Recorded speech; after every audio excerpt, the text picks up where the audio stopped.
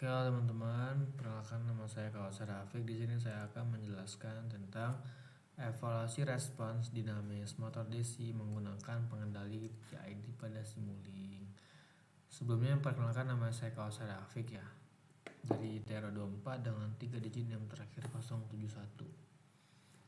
Yang pertama ada pulse width modulation atau bisa disebut dengan PWM. Nah, jadi PWM atau pulse width modulation ini merupakan teknik pengaturan daya pada motor DC dengan mengubah lebar pulsa sinyal kendali untuk mengatur tegangan rata-rata yang diterima motor. Namun, peningkatan duty cycle tidak selalu menghasilkan kenaikan kecepatan yang linear karena dipengaruhi oleh karakteristik motor, beban, serta rugi-rugi sistem, sehingga diperlukan pengendalian tambahan untuk menjaga kestabilan kecepatan. Contoh, duty cycle 20% tuh motor berputar pelan, 50% kecepatan sedang, 90% motor tuh akan sangat cepat.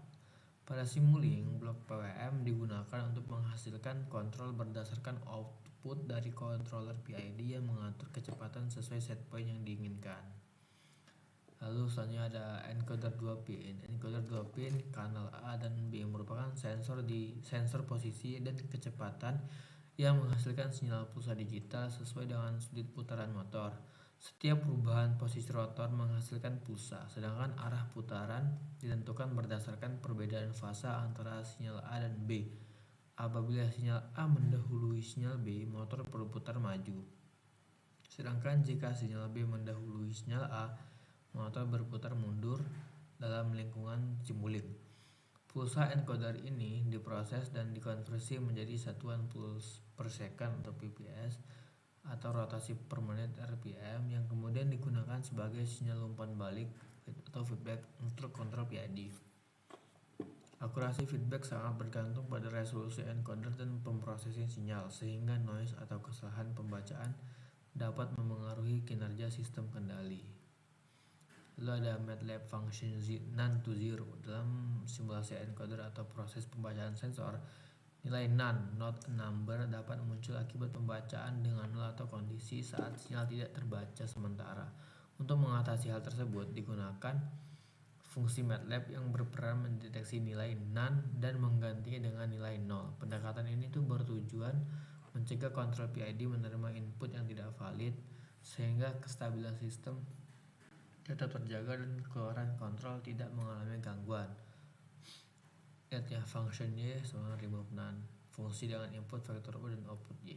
Y is none, semua elemen none diganti menjadi 0. Lalu ada saturation and integral anti-width up. Saturation merupakan mekanisme pembatas sinyal keluaran agar tidak melampaui batas fisik aktuator seperti batas duty cycle, PWM 0-100% atau tegangan maksimum 12 volt. Pada sistem kendali PID, khususnya pada bagian integral, sinyal kendali dapat meningkat secara berlebihan dan melewati batas tersebut, sehingga menyebabkan kondisi jenuh saturation.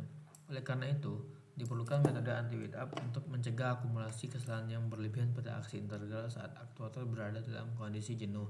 Tanpa anti-width up, sistem cenderung memiliki waktu respon yang lebih lama dan lambat kembali stabil. Sebaliknya, dengan penerapan anti-width up, nilai integral dapat dibatasi atau di-reset sehingga sistem mampu kembali ke setpoint yang lebih cepat dan stabil. Lalu ada PID proportional integral derivatif merupakan kendali yang bekerja dengan meminimalkan error antara kecepatan motor aktual dan kecepatan referensi. Komponen proportional P memberikan respon berdasarkan besar error saat ini. Integral berfungsi menghilangkan error tetap steady state error dengan mengakumulasi error terhadap waktu. Sedangkan derivatif atau D meresponsi laju perubahan error untuk meredam overshoot dan meningkatkan kestabilan sistem. Proses tuning PID dilakukan untuk memperoleh respon motor DC yang cepat mencapai setpoint, memiliki overshoot minimal stabil serta tidak mengalami osilasi berlebihan. Dalam simulasi alur sistem kendali membentuk loop tertutup atau closed loop, yaitu setpoint kecepatan RPM diproses oleh kontrol PID dan dikembalikan sebagai sinyal umpan balik ke PID sehingga koreksi kendali dapat dilakukan secara kontinu. Ini ada percobaan 1 PID speed, seperti ini rangkaiannya. Lalu PID posisi, lalu dan ada MATLAB function. Ini ada grafik setpoint ya. Terima kasih. Dan untuk rangkaian penjelasan rangkaian akan saya jelaskan di video selanjutnya ya teman-teman. Terima kasih. Oke, di sini saya akan menjelaskan rangkaian dari tugas ke-9 ya, dari mata kuliah Praktikum Dasar Sistem Kontrol yang dimana model apa ya? Rangkaiannya nih, rangkaian itu merupakan model simulink yang mempresentasikan sistem kecepatan motor DC. Sekali lagi, sama seperti yang sebelumnya itu berbasis Arduino yang bekerja secara tertutup. Nah, jadi encoder ada apa? Encoder ya. Encoder itu membaca putaran motor, lalu data encoder itu diolah untuk mendapatkan kecepatan aktual yang kemudian difilter agar lebih stabil. Yang dimana kecepatan tersebut itu akan dibandingkan dengan set point sehingga menghasilkan error yang selanjutnya dipaksa oleh pengendali PID.